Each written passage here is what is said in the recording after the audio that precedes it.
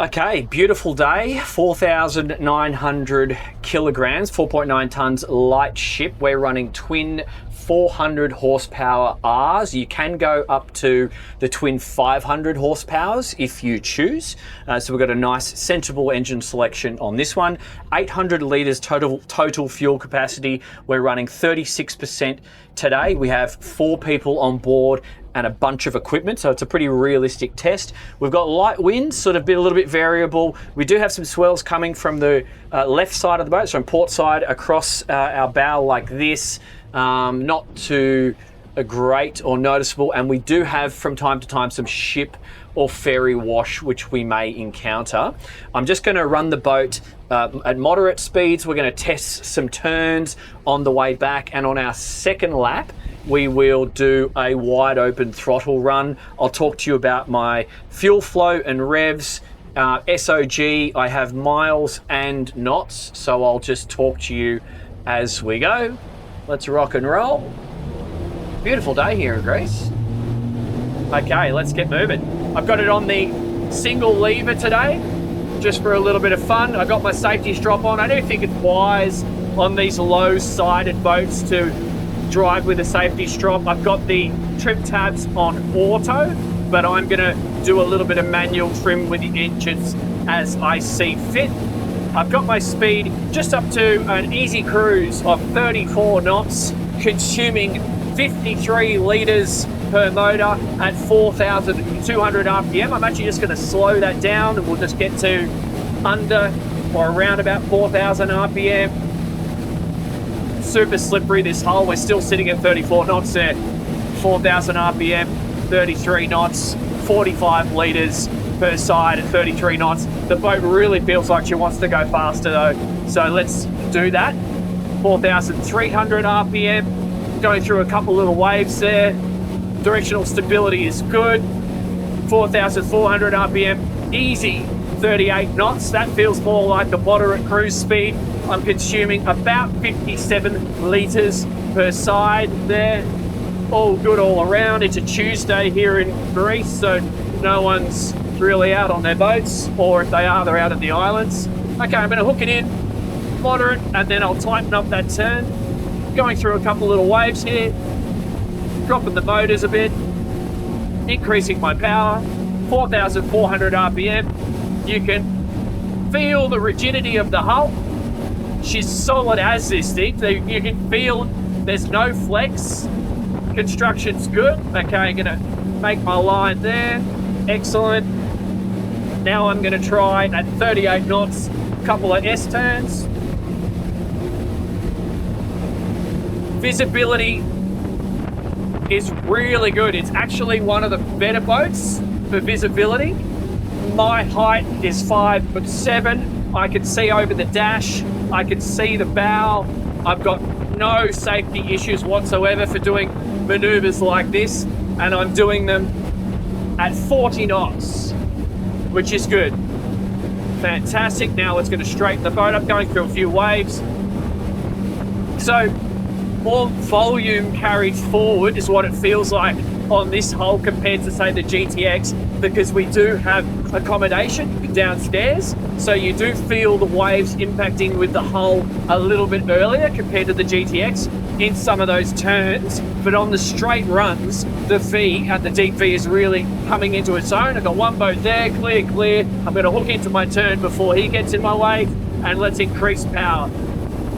All good, my guests are comfortable. I'm going to get out of this guy's way, and let's increase power. Increasing power, 4,700, 4,800, coming through, 40 knots. Start to trip the boat out now when we come out of the turn. 42 knots, 44 knots. Fuel consumption, 124. Getting in for high speed, 50 knots. Turn my hat around, 53 knots. Gonna hit some waves pretty soon. Trimming up, ripping along, 55 knots, 130 litres an hour, having a lot of fun. Boat's directional stability feels good. She's light at the helm right now. We are doing 60 knots through these waves. This thing is capable, fun. That's really going to give you a lot of kicks. Fantastic. In terms of miles per hour, we're doing 67 to 70 miles an hour. We're consuming around about 110 litres per motor at that speed. Fantastic. What a pleasurable way to spend your day. Clear, clear, braking left. Everyone's holding on. Fantastic. Just going to do a nice gradual turn here. I don't need to do a crazy hard turn with people on board at speeds like that. I've backed my speed down to 40 knots. And now let's tighten up that turn, slow the speed, drop the motors. This is a lot of fun. Okay, now I'm gonna just test a couple of those variable cruising speeds. Clear, clear, clear. Okay, 4,000 RPM.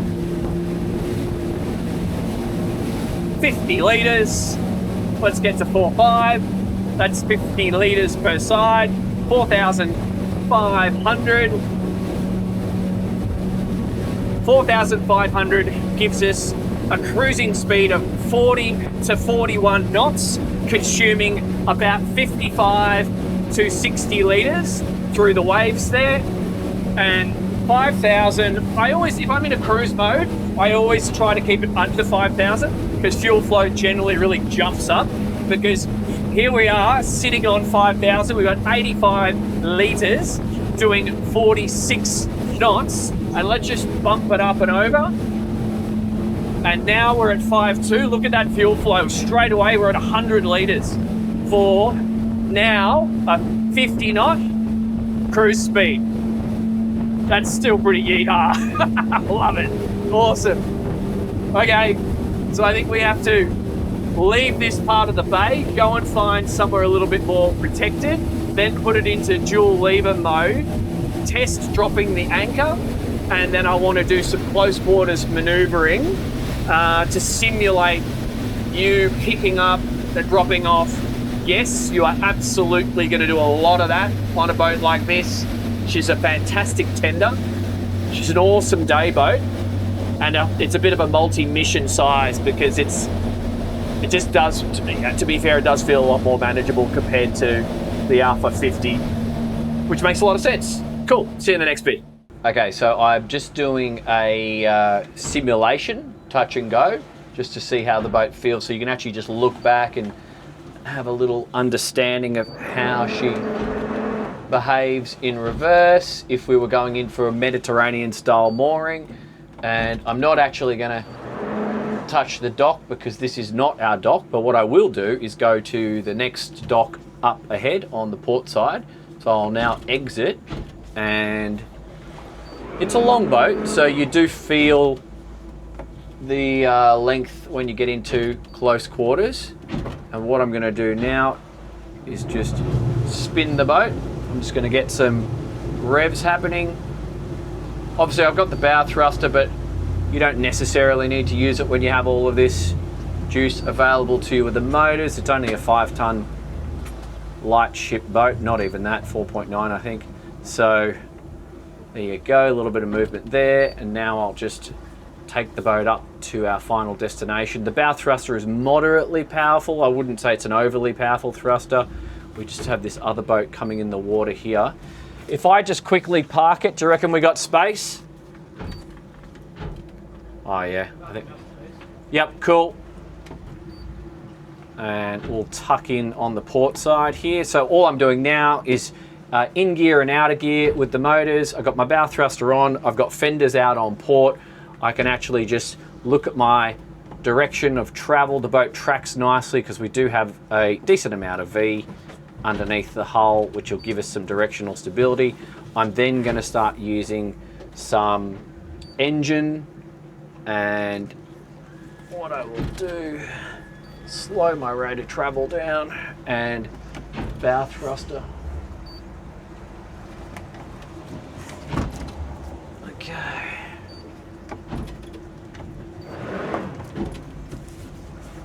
Sliding it across.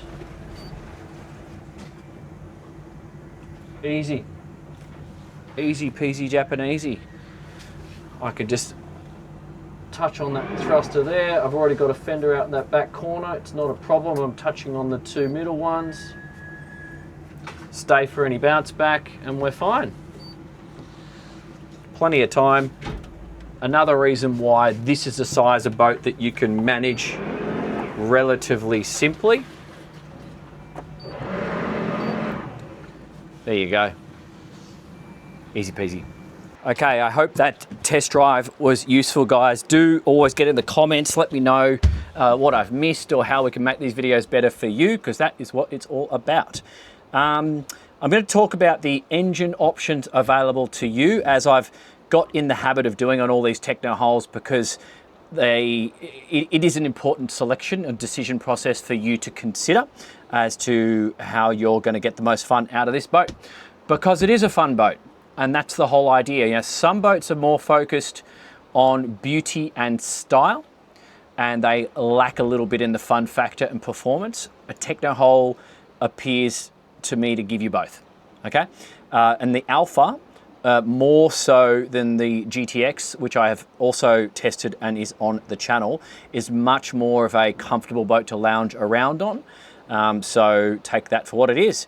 But your engine options, starting at the top, you can do twin Mercury 500 race. Okay, so that's the V8. You can also do twin Mercury 400Rs, that is the V10. You can do twin Mercury 400 V10s, and you can also do twin Mercury 350 V10s. Then we switch over into the Yamahas. We can do twin 450 XTOs, and you can also do twin V6 350 Yamahas. Now, all of these have the option of the joystick and autopilot should you wish to go in that direction.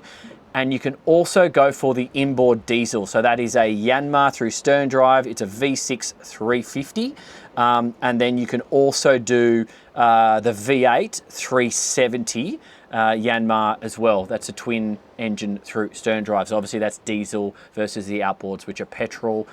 Bear in mind, if you are using it as a tender to the mothership and you want to take fuel from the mothership, then that's probably your solution. And I know a lot of you guys who are going to winterize boats, you're perfectly okay with stern drives because you enjoy the transom, whereas my mates in Sydney and Miami and the hot places where we're going to keep the boat in the water, we're going to stick with the outboards. So that's just considerations for yourselves. All of this layout stuff is just a conversation that you will need to have with your dealer and work out what sort of suits you. I'm going to particularly focus on the performance in this closing bit of the video. It's a lot of fun. It's a safe, fun, fast boat to drive. So you do notice that it is carrying some of its volume further forward to allow for the accommodation. I think it's a nice, sensible balance. Yes, you can have a more pointier bow, which will cut through waves a little bit more, but then you're going to have no accommodation up the front. So I think if we're striking a nice balance, if we want to go to places like this and go fast in straight lines to fun places, this is a really, really good option. If you want to just drive at a sensible, safe speed, and I mean below 50 knots, this thing will do that all day long and relatively efficiently. If you want to run this boat by yourself without any crew whatsoever, as long as you have a little bit of experience and you know how to not bang that back corner into the dock, and pretty much the rest of the boat's going to look after you, you probably won't embarrass yourself. If you haven't got much experience, then maybe consider optioning it with the joystick, because then when you get into a busy area, you can just press skyhook and the boat will stay still whilst you go and tidy up your friends, your fenders, your dock lines. It is a time saver, and it saves on embarrassment too if you're not fully confident of your skills at the helm yet. So really think deeply, talk to your dealer. I think this is a wonderful piece of kit. One of my main takeaways is it feels like a very strong construction.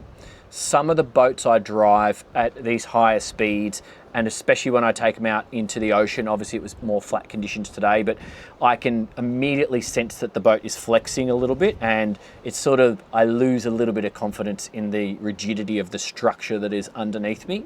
Didn't get any of that today.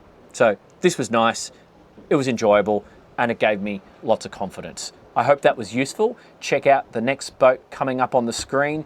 Do your own homework. Use these as a tool. Subscribe to the channel. Thanks for your comments. I'm in Manect. The link is down below if you want to talk to me directly. Love you lots. See you in the next one.